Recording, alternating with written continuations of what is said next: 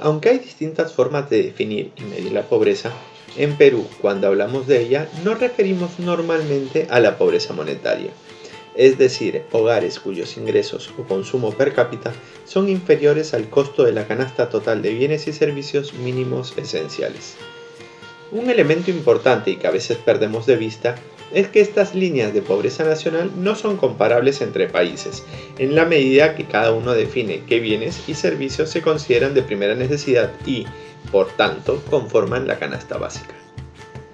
En Perú, en 1997, la tasa de pobreza nacional era de 42,7%, la cual fue aumentando hasta el año 2004, en el que llegamos al 58,7%. A partir de ese momento, observamos una caída constante hasta llegar al 2019, prepandemia, donde el 20,2% de la población era pobre. Es decir, dependiendo del año base, la pobreza disminuyó en 22,5 puntos porcentuales o 38,5. El Perú, por su fragilidad y la mala gestión de la pandemia, fue de los más afectados, llegando el 2020 a tener 30,1% de pobres.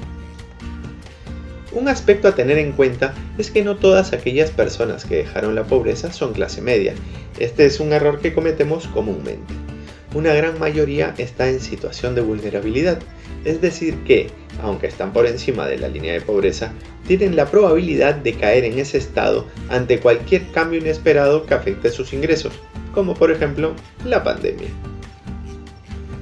En Perú, para el 2019, la línea de pobreza se estableció en 352 soles y la de vulnerabilidad en 584.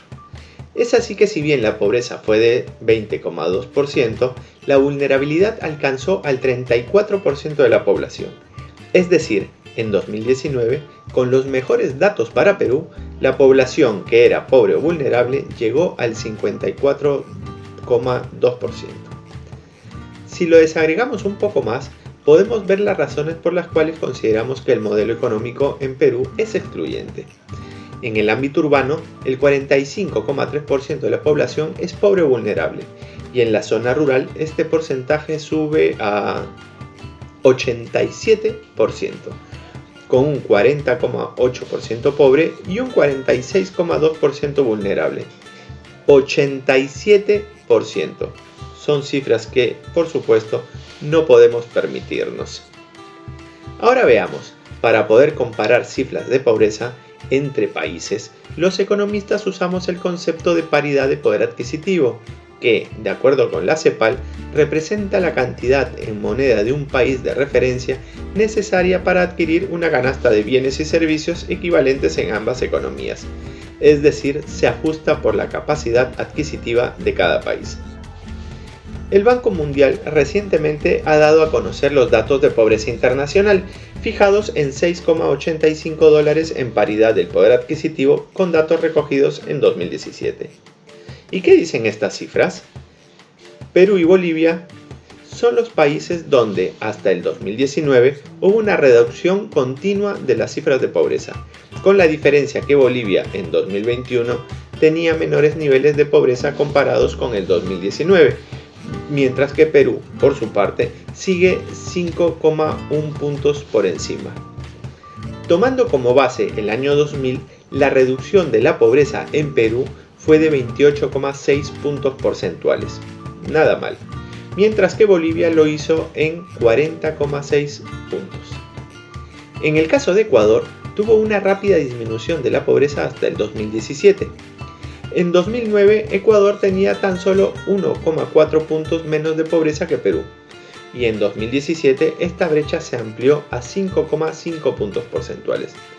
Sin embargo, con el cambio de timón en la política económica en nuestro vecino del norte, se terminaron afectando esos avances.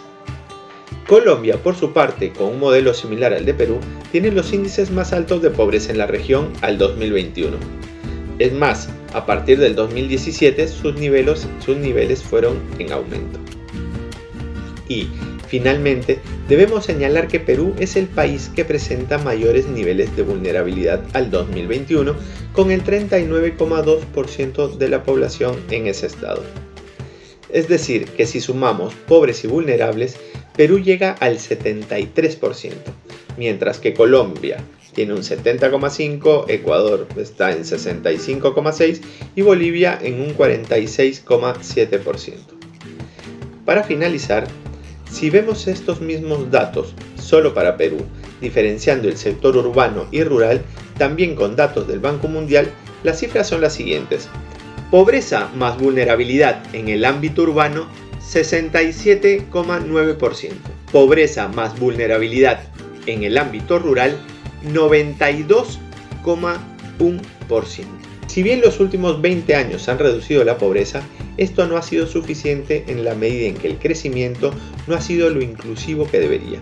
Asimismo, aunque la reducción de la pobreza ha sido evidente, aún tenemos una alarmante cifra de personas en situación de vulnerabilidad.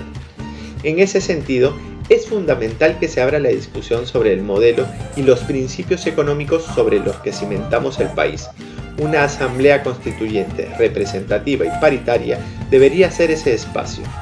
En la discusión sobre el modelo económico no solo se debe pensar en los nadies, sino que ellos deben estar representados en la discusión, porque al final la economía se trata de las personas.